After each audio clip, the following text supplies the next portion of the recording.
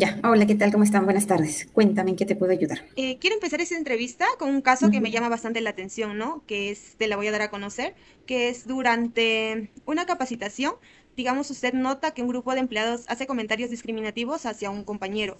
¿Cómo usted ujú, intervendría para poder proteger la dignidad de la persona y promover un clima inclusivo, ¿no? Dentro de la organización. ujú. Ya, mira, en este caso creo que la pregunta está bastante amplia. ¿Es temas discriminativos hacia una persona en específica? ¿Presenta algún tipo de discapacidad, algún rasgo? Podría ser que lo marginen o discriminen por En la religión, general, ajá, la religión que pueda tener o algún color de piel. ¿Cómo usted actuaría en ya. ese caso? Ya, mira, en ese caso, si es una capacitación o reunión, yo lo que esperaría es finalizar el evento, lo que se esté realizando, y luego pues conversar con las personas que he detectado que están haciendo un acto discriminatorio, ¿no? Conversar con ellos en un ambiente pues privado, porque es algo que se tiene que manejar de manera pues privada, conversar con ellos a qué se debe, entenderlos un poco, ¿no? Para no agravar más la situación, ¿no? Y tal vez después conversar también con la persona que ha sido pues dañada de alguna manera, ¿no? Yo creo que sería la mejor forma de esperar el término de la capacitación, conversar con las personas involucradas y comentarles, ¿no? Qué tipo de cultura y clima se maneja dentro de la organización. Ahora, lo que se espera dentro de las empresas, pues, es manejar un clima y una cultura bastante agradable, de inclusión, de respeto, de integridad, de honestidad y de compañerismo dentro de una organización, ¿no? Ya sea cualquier persona que tenga algún tipo de discapacidad o algún tipo de religión o género, tal vez, como empresa lo que se busca es, pues, generar un clima agradable, ¿no? De respeto, de confianza, de compañerismo, ¿no? Entonces, lo que tal es hacer una campaña de concientización, Claro, sí, sí, sí le entiendo. ¿no? Muy, muy buena Tal elección. vez lo que te comento es atacar algo chiquito, tal vez.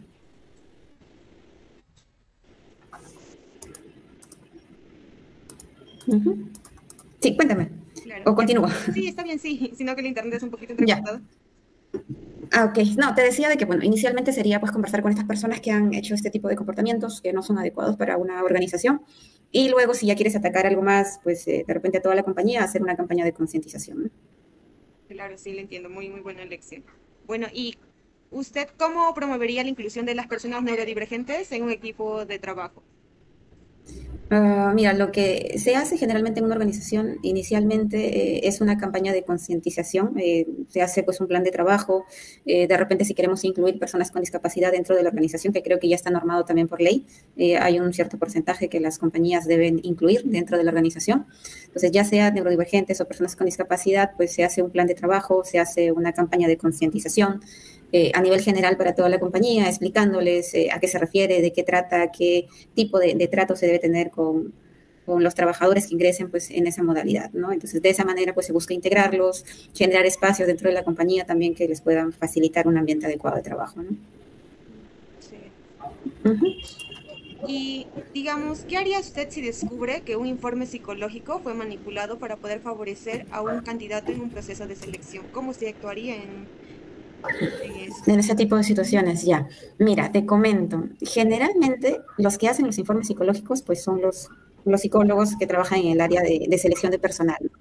Y en toda mi experiencia, la mayoría, y por decirte todos, trabajan de manera honesta porque venimos de una formación pues, de psicología, venimos de universidades, de experiencia que nos han permitido ser personas honestas, personas pues bastante éticas y generamos informes mediante esa línea, ¿no? De que sea pues todo ético, de acuerdo al perfil del candidato, de acuerdo al perfil que pide la organización.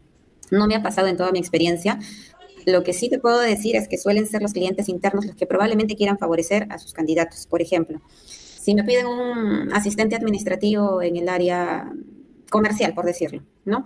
Probablemente el que refiera quiera por ahí favorecer a su referido, pero la manera en que va a favorecerlo, pues es mandándote el CV, indicándote que desea participar, ¿no? Pero finalmente los que generan el informe son los psicólogos, que en su mayoría, en todos los que yo he conocido, pues lo manejan bastante ético, ¿no? Porque hay todo un proceso detrás, evaluaciones, entrevistas con el cliente interno, entrevistas con la gerencia, entonces es un poquito complicado. Pero si yo detecto por ahí que algún compañero mío está haciendo un tipo de informe que no es ético, pues lo tendría que conversar directamente con él, ¿no? No generar ni alarmar al equipo, pero conversarlo de manera directa, averiguar a qué se debe el favorecimiento y conversarlo pues, con la jefatura también, ¿no? Yo creo que sería lo más recomendable, como te digo, en ambientes laborales y en el área de psicología.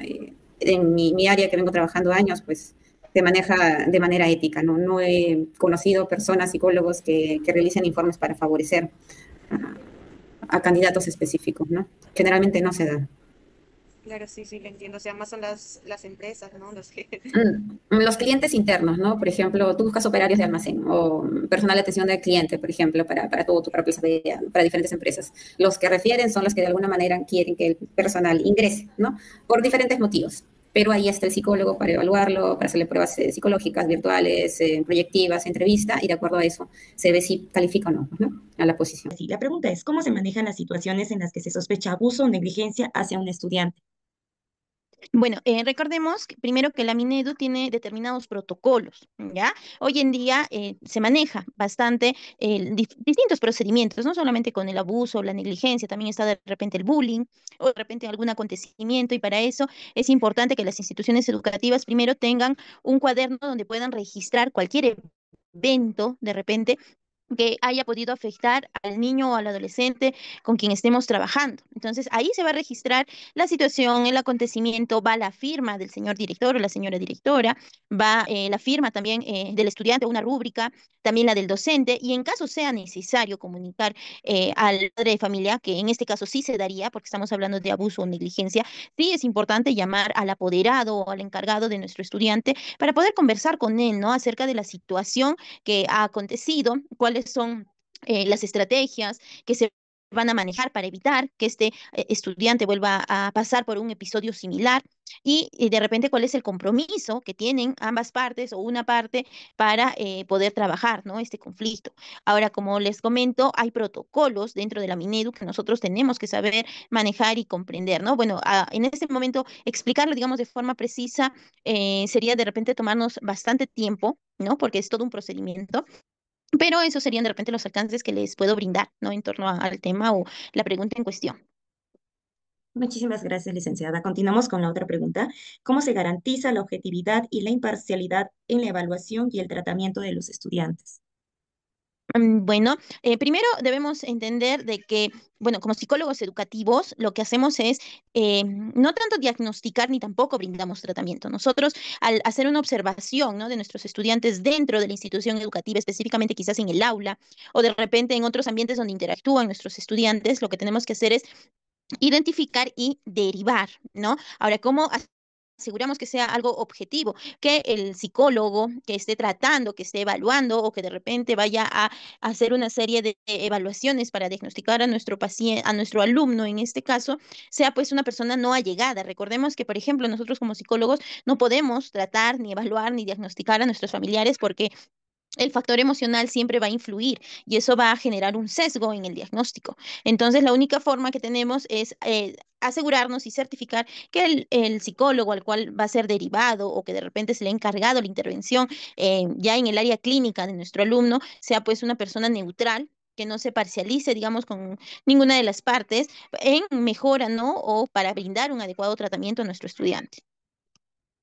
Muchísimas gracias, licenciada. Es muy interesante todo lo que nos está, las respuestas que nos está indicando. La verdad que estamos aprendiendo bastante con mis compañeros. Y para culminar, la última pregunta es, ¿cómo se aborda la ética en la investigación en la psicología educativa? Bueno, cuando hablamos de investigación, cualquier investigación, es importante que podamos primero informar, ¿no? A los padres de familia, porque estamos hablando de menores de edad. Entonces, necesariamente ellos tienen que saber cuál es el propósito de nuestra investigación, cuáles son nuestros objetivos, cómo es que van a participar sus hijos en dicha investigación. Y hoy en día lo que se trabaja también ya no es el consentimiento informado, que eso es lo que firmarían los padres de familia, sino el asentimiento informado, que es que el alumno, el estudiante, también apruebe su participación en nuestra investigación, porque tampoco están obligados a hacerlo, ¿no? Tienen que ver mucho la voluntad de repente del estudiante para poder participar. Entonces, si es que no existiera ninguno de los dos, pues no podríamos proceder con la investigación porque no es ético, ¿no? Utilizar de repente información que tengamos sin la aprobación, digamos, de la persona que está brindando dicha información. Lo mismo es si de repente vamos a hacer una entrevista, si vamos a hacer alguna grabación para de repente que posteriormente tanto el papá o de repente el psicólogo que está teniendo a nuestro alumno pueda evaluar su conducta, siempre tenemos que indicar, ¿no? O sea, qué es lo que se va a trabajar, cómo se va a trabajar y el por qué se va a trabajar de esa manera, para que también el alumno y los familiares puedan aceptar dicha intervención y sepan cuál va a ser el procedimiento.